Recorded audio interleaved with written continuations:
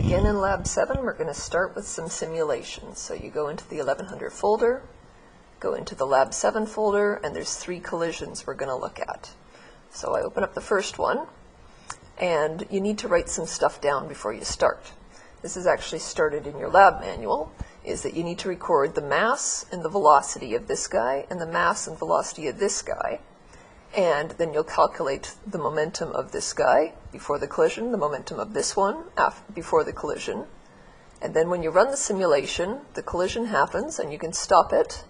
And again, you need to write down the mass, which won't have changed, and the velocity after the collision, and the mass and velocity after the collision of this guy too. And again, you calculate their momentum before and after the collisions. Once you've done that, you're ready to move on to the next simulation. So we go to collision 2. In this one, they're going to be headed towards each other. The velocities point in opposite directions. So again, write down the mass and the velocity of this guy before the collision, mass and velocity of this guy before the collision. Run the simulation, and after the collision, stop it. And write down the velocity and the mass after the collision, the velocity and the mass after the collision. Calculate the momentums. So you'll have 4 momentum calculations, before for both masses and after for both masses. The only thing that's tricky about this one is that, remember, velocity is a vector, it's got a direction. That means momentum's also a vector. You need to keep track of the minus signs to get your numbers to work out. So just make sure you do that. Then you can go on to collision 3. Again, these guys are pointed towards each other. Write down the mass and the velocity of this one before the collision, mass and velocity of this one before the collision. Run the simulation, and these guys just stop. So fine. Again, write down their masses and their velocities after the collision. Do all your calculations to find the momentums of these 2 guys before and after the collision. And again, because they started going in opposite directions, you need to keep track of the minus signs in order to get your values to work out correctly. On the next page, they say, what pattern do you notice in the collision? Hopefully it's going to be conservation of momentum. And then write out a mathematical equation that represents this pattern.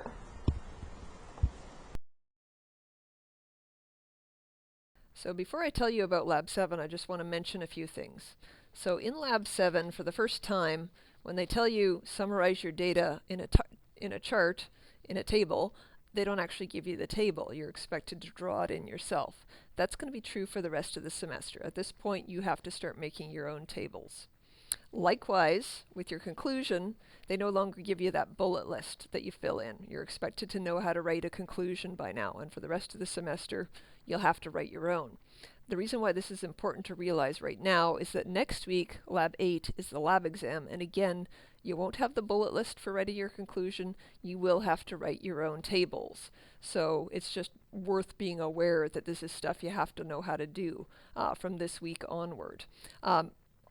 Online, there is a video for the lab exam to prepare you for that. I recommend you watch that early so that if you have questions about the lab exam, you can get in touch with your lab instructor and ask them about that early. So now, one last thing I'll tell you before I show you how to use the equipment is I'll just mention that you have to weigh some things for this experiment too. You need to weigh your 2 carts separately and together. So cart 1 is the one that's closer to your sensor. So weigh cart 1, weigh cart 2, and then stack them together and weigh them together like this. The reason why we do this is because if we weigh them together, we know what the uncertainty is. It's just the uncertainty of the electronic scale. Whereas if we had to add up the masses, we'd have to also calculate what the uncertainty is on the final added mass, and we don't really know how to do that with addition. So rather than worrying about that, you just weigh them together, and then you know what the uncertainty on them both together is. You use that in your calculations later. Okay, now I'll tell you about the rest of the experiment. Okay, here's the equipment we use for experiment 7, and I know I'm always hassling you guys to level your track carefully, but this is another one where if you don't do this well, it makes a real difference to your data. So level it as carefully as you can, or you'll have real trouble getting agreement later.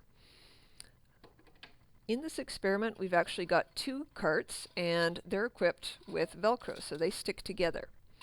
So we are studying an inelastic collision. So elastic means bouncy, they bounce apart. Inelastic means sticky. They stick together. So this is an inelastic collision. We're going to be using the velocity program to study this, and I'm going to show you on screen how you get the data values that you need. But I'll just first show you how you physically do this experiment. So you start with one glider about 15 centimeters away from the detector, so outside the dead zone, the other glider about 2/3 of the way down the track. And you would start the program, give this guy a bit of a flick, they collide, and they continue down the track together. So initially one of them's stationary, one of them's moving. After the collision, sticky collision, they continue down the track together. So let me now talk a little bit about what we expect to see theoretically. So in an elastic collision, bouncy collision, we expect both momentum and kinetic energy to be conserved. So everything that goes in comes out again.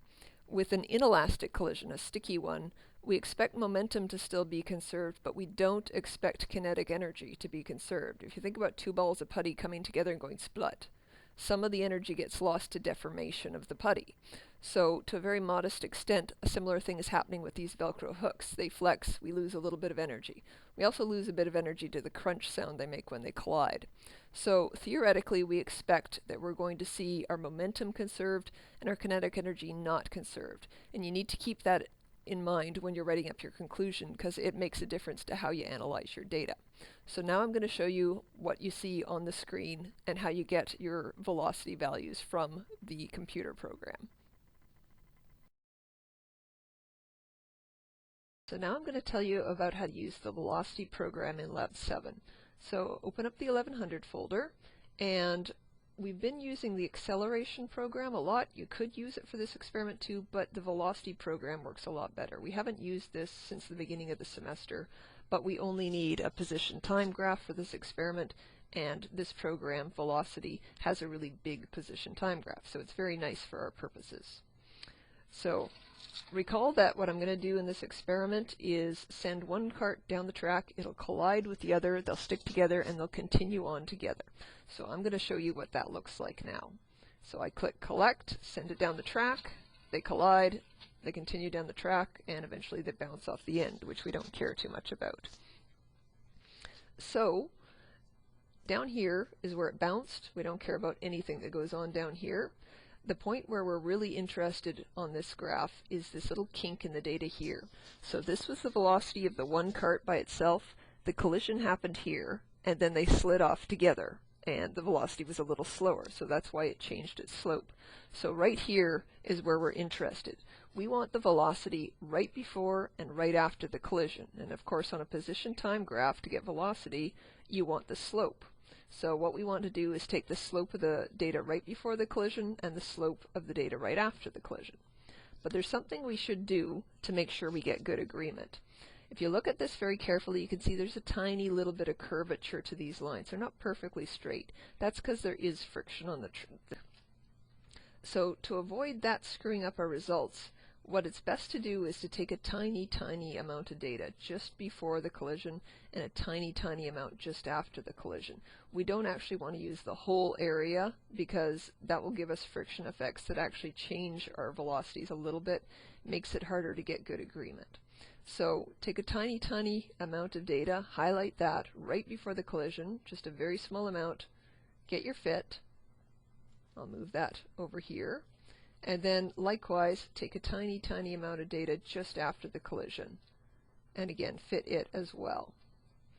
So I've got the slope just before the collision, just after the collision, very small amounts of data to try and avoid those friction effects. And what I'm going to do with this is I've got the masses of my carts, and I want to calculate both momentum, mv, and also kinetic energy, 1/2 mv squared. So v, velocity right before the collision and right after the collision, that's the thing we still need. So in your experiment, you will calculate the momentum before the collision, mv, its uncertainty, the momentum after the collision and its uncertainty, and then you'll find the percent difference between them, summarize your results in a table that you draw from scratch, and then you write a conclusion based on that. Also from scratch, you don't have that bullet list telling you what to put in it. Then you flip the page to question 14, and you're going to do this all again for kinetic energy. So you calculate the kinetic energy before the collision, 1/2 mv squared. You find its uncertainty. You get the kinetic energy after the collision and its uncertainty. Calculate the percent difference between them, summarize your results in a table, and you write a conclusion. And when you write this conclusion, be careful, because remember, theoretically we expect the momentum to be conserved. We do not expect the kinetic energy to be conserved. So look at your results, think about them carefully when you write up your conclusion.